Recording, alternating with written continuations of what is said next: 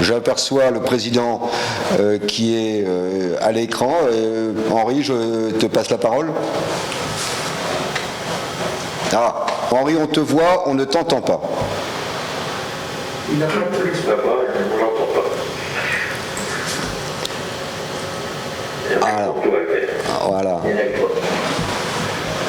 Non, on te voit toujours, on ne t'entend toujours pas. Alors, est-ce que vous m'entendez? Oui, très bien, vas-y. Alors, premièrement, je vais être très très court. Je suis arrivé un tout petit peu en retard compte tenu des problèmes de connexion. Deuxième point, je voulais remercier notre collègue pour cet excellent travail.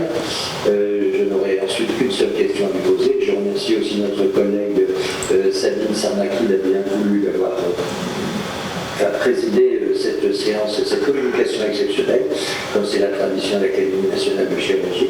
Alors la seule question que je voulais poser à Arnaud est la suivante, à Alexis, pardon.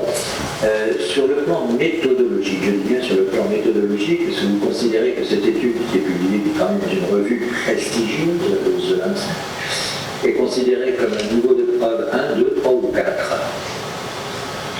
Alors c'est difficile et je me garderai question piège. Hein. Ouais, je me garderai bien de donner le niveau parce que, comme le disait Mme Sarnaki, il y a certains biais, c'est une étude qui est à la fois prospective et rétrospective pour inclure le plus de patients possible. Donc je me garderai bien de donner un niveau de preuve, si ce n'est que ce qu'on peut dire, c'est que l'effectif, en tout cas de cette étude, mais aussi de l'étude qui va sortir avec les moins de 1000 patients, permettra d'avoir une puissance importante. Mais je pense que ce serait risqué de donner un niveau de preuve. D'accord. En tous les cas, je vous remercie de cette précision. À mon avis, c'est un minimum 3 quand même. Oui. Voilà.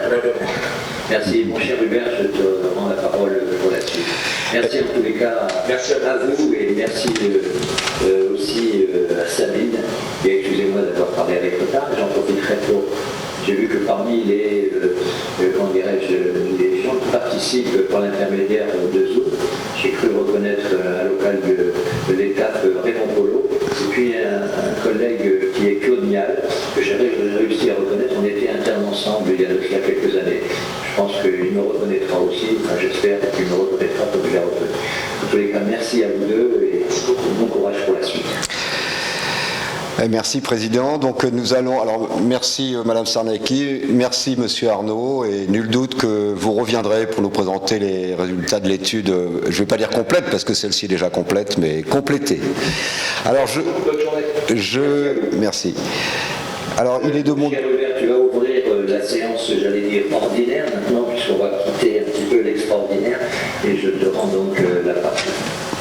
Merci. Alors donc effectivement, alors il est de mon devoir d'annoncer les mauvaises nouvelles. J'ai le regret de vous annoncer le décès de Jean-Pierre Lanriot, qui a beaucoup travaillé sur les transplantations hépatiques à la première époque. Hein, vraiment, c'était les débuts de la transplantation hépatique avec Yves Chapuis, et qui ensuite a été longtemps chef de service à l'hôpital de Longjumeau. Nous avons appris cette nouvelle ce matin.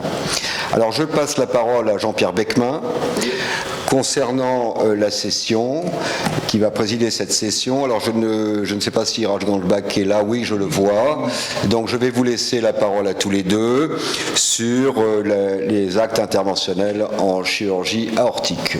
Messieurs, vous avez la parole. Raj, tu dis un mot ou je commence? Allez-y, commencez, cher ami. Voilà. Bon, tout d'abord, je voudrais sincèrement remercier l'Académie de chirurgie et le professeur Raj Gandbach de m'avoir confié cette séance qui est consacrée aux techniques interventionnelles en chirurgie vasculaire.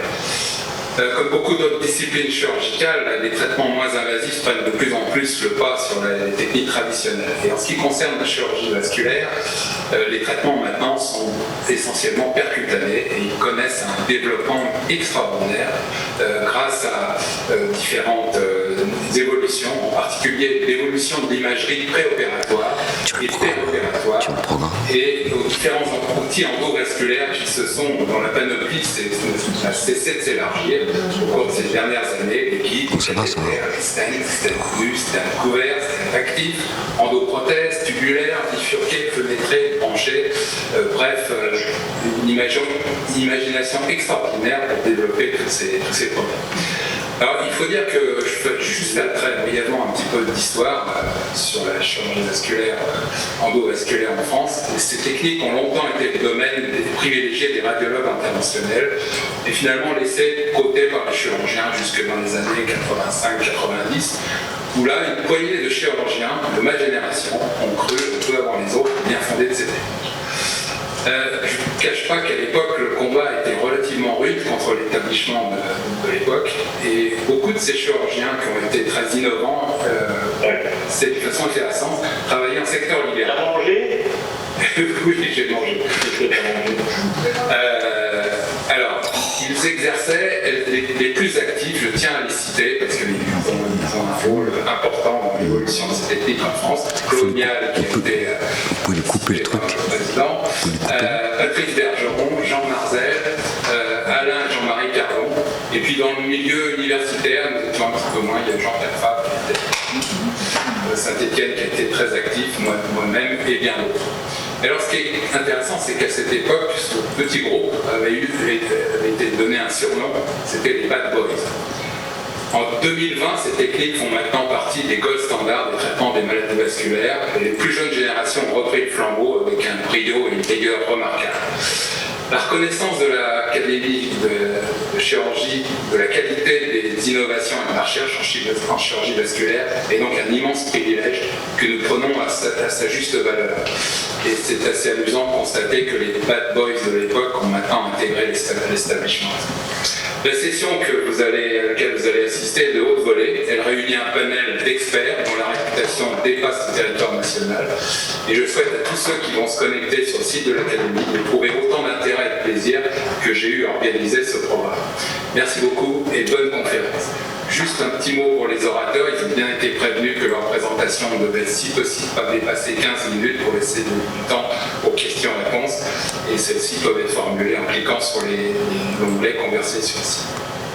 Voilà, merci. Je vais donc, si vous le permettez, appeler le premier orateur, qui est le professeur Antoine Millon, qui travaille aux Hospices civils de Lyon, et il va nous développer son point de vue et ses innovations dans le traitement endovasculaire des sténoses et occlusions aortoïdiales.